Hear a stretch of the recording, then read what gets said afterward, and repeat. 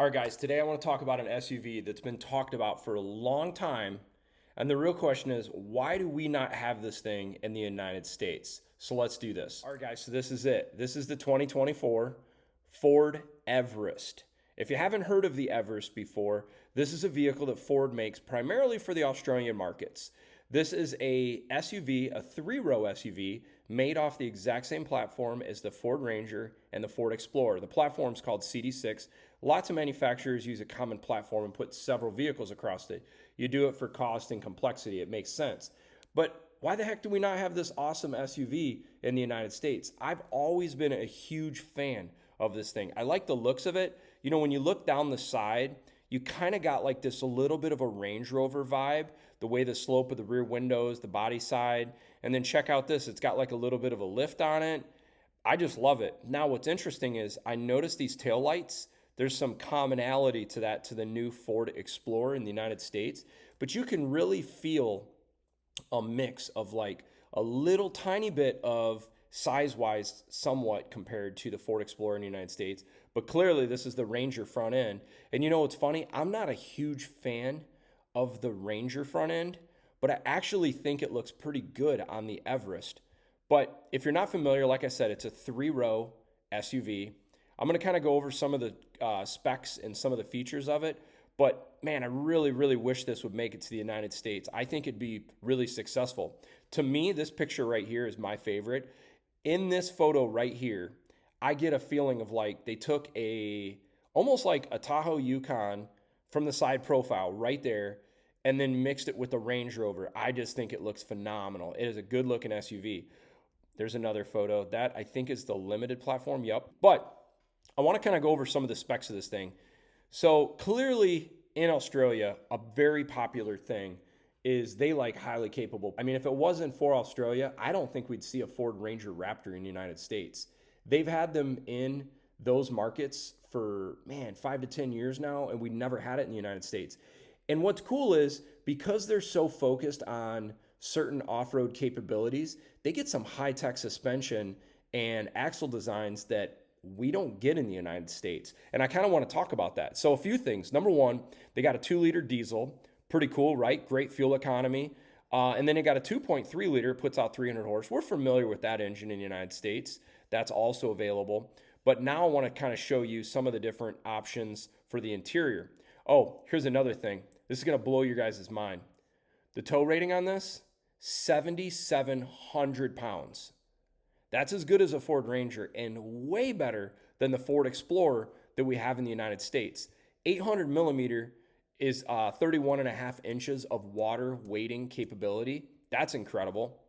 So you can clearly see this thing's built to be hardcore. Now let's look at the frame. Clearly you can see this is a built-on frame construction, so you know it's durable. It's made for off-road abuse. It's gonna give it to safety. I want to show you guys something that's really cool. Check out these specs. So I'll just make some quick conversions for you guys. A 3,500 kilogram tow rating is 7,700 pounds. I didn't convert over the axle limits and whatnot and curb weight, but generally speaking, this thing is built really well. I thought these specs were impressive. I mean, this is borderline the capability of a Ford Expedition that we would have in the United States. This is part of Ford Media Center. I want to show you guys something here. If you're wondering, well, maybe it doesn't have the same capability as far as like all the technology. Not true. Check out all the drive modes: normal mode, eco mode, tow haul, slippery, mud, rut, sand. So it's got all the same type of drive modes you get in like a Ford Ranger or a Raptor Ranger. All right, let's look at the tech specs. So the base model, XLS, it's got a 2-liter turbo diesel, 170 horse. And then basically the next option is the 2.3 EcoBoost. Both decent options. Some of the things I was kind of noticing, it's got 6 airbags, manual cloth seats, power driver seats, obviously if you go to the higher trim levels. Speaker system. So they're offering similar type of speakers. You can get a B&O system like you can in a Ford Explorer, you can in the United States. It doesn't speak much to, though, the rear suspension. It talks about the wheels. I would have liked to known more specifically on the rear suspension. So I actually did a little looking into this. And before we get to this, look at these options: lane keeping, adaptive cruise. I mean, it's got all the same standard features that we would get in the United States. But getting into the suspension. So this is a big deal. So the Ford Oh, look at, we got a Ford ad here. The Ford Ranger Raptor has a very unique rear axle design. It's completely different than Bronco Raptor and F-150 Raptor.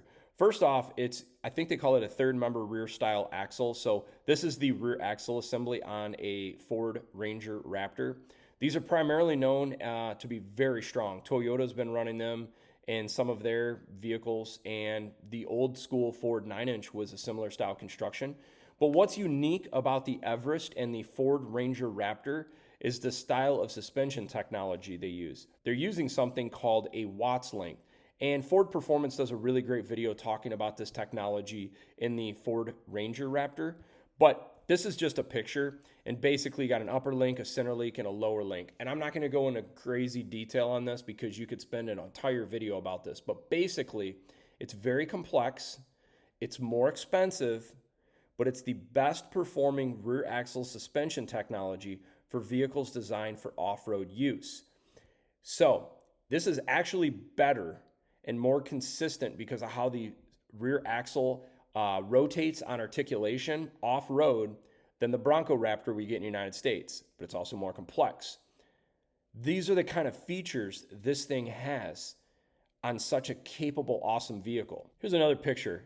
Check this thing out. This thing is towing like a legit boat. That's probably a 5,000 to 6,000 pound boat. So clearly they're letting you know, it's got blind spot indicators. And then this is another photo I wanted to show you guys. So if you've been into a new Ford Ranger Raptor, their screen is identical. The screen is identical to this. So they're using that same interior layout. There you go. Better picture. This looks identical to the Ford Ranger Raptor that I was in the past, but looks a little more premium. You got this underlighting here and the side of the dash. I don't recall seeing that. Also, the start-stop button looks to be in a little different spot. I don't know. I think this is a really, really sweet vehicle.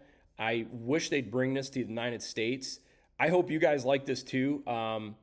If this is something you would like to see, put your comments down below. I know sometimes people in the automotive industry have left some comments, and some of the marketing people kind of keep an eye on these channels. So if we can create enough hype on these vehicles and get enough excitement, maybe we can put some influence on these manufacturers to bring these vehicles to the United States. But anyhow, I've heard some grumblings that they've been pushing to bring this to the United States for years. But some of the reasons it hasn't been considered is if you look at the wheelbase of this, and if you look at the dimensions, it's a little taller and a little narrower than the current Ford Explorer. So I'm assuming this has something to do with the DOT, Department of Transportation, or Federal Motor Vehicle Safety Standards. Maybe in the US, the thing doesn't handle as well on our roads. I'm not sure. But when you compare our Ford Explorer to the Ford Everest, very similar type of vehicle, both 7-row SUVs made by Ford on the same platform with similar engines, but there's some big differences. The Ford Explorer we currently get has independent rear suspension, not a solid rear axle with a Watts linkage rear axle design. So clearly, even though there's similar type of holding amount of the same amount of passengers, the tow rating is better, the off-road capability is better, I think it looks better. I'd love to see Ford bring this to the market. Anyhow, if you liked the video, feel free to like. If you subscribe, make sure to turn those notifications on. Thanks for watching.